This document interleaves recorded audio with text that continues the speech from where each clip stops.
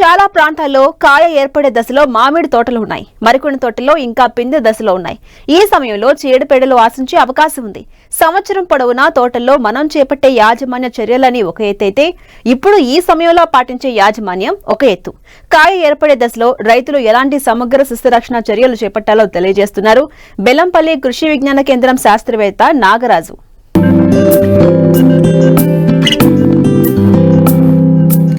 పండ్ల తోటల విస్తీర్ణంలో సగానికి సగం మామిడే. తెలుగు రాష్ట్రాల్లో దాదాపు 5,08,000 హెక్టార్లలో మామిడి తోటలు సాగుతున్నాయి.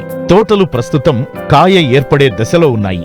ఈ ఏడాది వాతావరణ పరిస్థితులు అనుకూలంగా ఉండటంతో సకాలంలో పూత ప్రారంభమవడంతో రైతుల్లో ఉత్సాహం నింపుతోంది. అయితే పూత సమయంలో కాయ పెరిగే దశలో తెగుళ్లు, పురుగులు ఆశించి తోటలకు నష్టం చేస్తాయి. ప్రస్తుతం మామిడి తోటల్లో చేపట్టాల్సిన సమగ్ర సస్యరక్షణ చర్యల గురించి రైతులకు తెలియజేస్తున్నారు మంచిర్యాల జిల్లా బెల్లంపల్లి కృషి విజ్ఞాన కేంద్రం శాస్త్రవేత్త నాగరాజు. ప్రస్తుతం యాసంగిలో చూసుకున్నట్లయితే మనకు మామిడి పంట అనేది అతి ప్రధానమైనది పండ్ల తోటలలో మన తెలంగాణ రాష్ట్రంలో. అందులోనూ మన మంచిర్యాల జిల్లాలో ముఖ్యంగా ఈ మామిడి తోటలు అనేటివి దగ్గర ఒక 20,000 ఎకరాల్లో సాగవుతూ చాలా నాణ్యతతో కూడినటువంటి కాయను ఉత్పత్తి చేసే జిల్లాగా పేరు. అలాంటి మామిడిని సాగు చేసేటువంటి రైతులు ప్రస్తుతం కాయ ఏర్పడే దశలో ఉన్నటువంటి ఈ మామిడిలో సమగ్ర సస్యరక్షణ చర్యలు కనుక పాటించకపోతే మనకు దిగుబడులు అనేటివి, అంటే చీడపీడలు ఆశించి దిగుబడులు అనేటివి గణనీయంగా తగ్గేటువంటి అవకాశం ఉంది. కాబట్టి రైతు సోదరులు ఎప్పటికప్పుడు చీడపీడల ఉధృతిని మనం గమనించుకుంటూ ఈ మామిడి సాగు చేపట్టవలసి ఉంటుంది.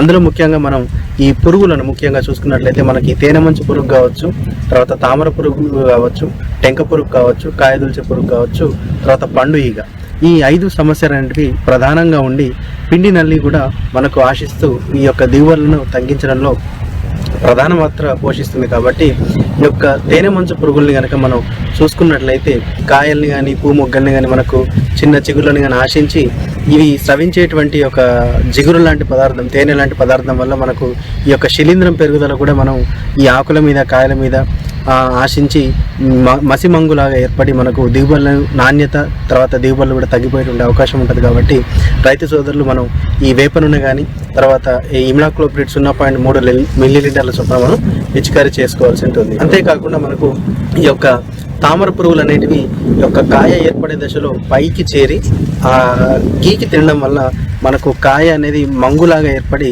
నాణ్యత అనేది దెబ్బతినేటువంటి అవకాశం ఉంటుంది. కాబట్టి రైతు సోదరులు తామర పురుగుల్ని గమనించిన వెంటనే మనం లీటర్ నీటికి పిప్రోనిల్ 2 మిల్లీలీటర్ల చొప్పున లేదా ఎసిపేట్ అనేటువంటి క్రిమి సంహారకాన్ని 1 లీటర్కి 1.5 గ్రాముల చొప్పున కలుపుకొని పిచికారీ చేసుకోవాల్సి ఉంటుంది.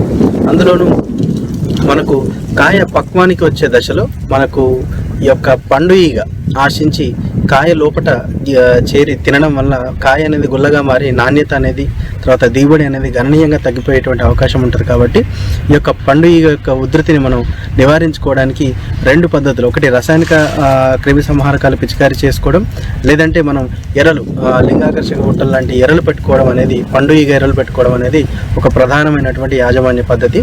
ముఖ్యంగా ఈ పండు ఈగను మనం తల్లి పురుగుల్ని ఆకర్షించడానికి ఈ మిథైల్ యూజినాల్ ట్రాప్స్ని కానీ ఎకరానికి 4 చొప్పున పెట్టుకుంటే మనం ఈ యొక్క తల్లి రెక్కల పురుగులన్నింటినీ కూడా మనం ఆ యొక్క బుట్టలు ఆకర్షించి నాశనం చేసుకోవడానికి అవకాశం ఉంటుంది. ఒకవేళ ఈ బుట్టలు మనకు అందుబాటులో లేని వల్ల ఈ యొక్క 200 గ్రాముల బెల్లాన్ని ఒక 50 మిల్లీలీటర్ల మెలాథియాన్ అనేటువంటి రసాయనంతో కలుపుకొని 2 లీటర్ల మిశ్రమాన్ని కలుపుకొని మనం ఈ యొక్క చిన్న చిన్న పల్లెలలో కానీ మూతలలో కానీ పెట్టుకొని మనం చైన్లో పెట్టుకుంటే ఈ యొక్క పండు ఈగ, తల్లి రెక్కల పురుగులన్నీ కూడా ఆకర్షించబడి ఆ యొక్క మిశ్రమంలో పడి చచ్చిపోయేటువంటి అవకాశం ఉంటుంది. కాబట్టి ఈ యొక్క పండు ఈగ ఉధృతిని మనం ఈ విధంగా నివారించుకోవాల్సి ఉంటుంది.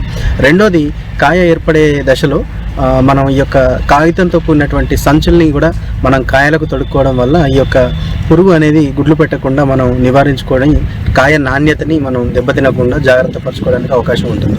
తర్వాత రసాయనిక క్రిమి సంహారకాలు చూసుకుంటే మనం డైమిథైట్ 1 లీటర్కి 2 మిల్లీలీటర్ల చొప్పున కలుపుకొని మనం పిచికారీ చేసుకోవడం ద్వారా దీని యొక్క ఉధృతిని చాలా వరకు అదుపు చేసుకోవడానికి అవకాశం ఉంటుంది.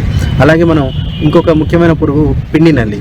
ఇదేంటంటే మనకు ఈ చీమల ద్వారా ఫస్ట్ భూమి లోపల ఉన్నటువంటి యొక్క పురుగులు కాయ ఏర్పడే దశలో మనకు మొక్కపైకి చేరి రసం పీల్చడం వల్ల మనకు కాయ నాణ్యత అనేది దెబ్బతినేటువంటి అవకాశం ఉంటుంది. కాబట్టి దీని నివారణకు మనకు యొక్క డైక్లోరోవాస్ అనేటువంటి మందుని 2 మిల్లీలీటర్ల చొప్పున కలుపుకొని మనం పిచికారీ చేసుకోవాల్సి ఉంటుంది.